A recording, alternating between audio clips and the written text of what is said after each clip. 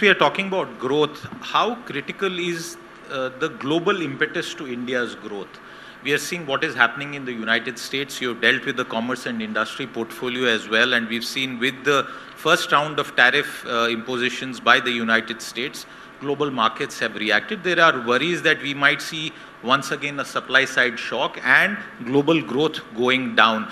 Is that the most critical factor to watch out for as far as India's economy is concerned? It's something which you anyway will have to watch. You can't speculate on it even though you're watching it. We'll have to wait and see what kind of action is going to come at all, if at all it comes. But I would at this time prepare myself for two things. One, the fallout of actions already announced on China or Canada or Mexico, although some of them, for instance, the Mexican one is going to be deferred for a month. We'll have to see what that is going to impact India indirectly, Indian markets indirectly, for which, of course, we are keeping a watch and also being prepared in some ways.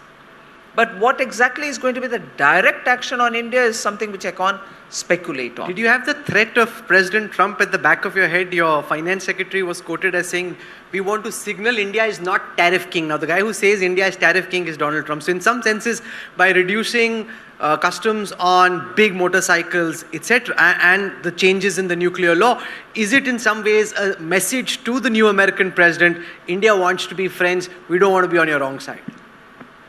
Well, on the customs duty again, 2022 budget, I said, India cannot afford to be high on tariffs.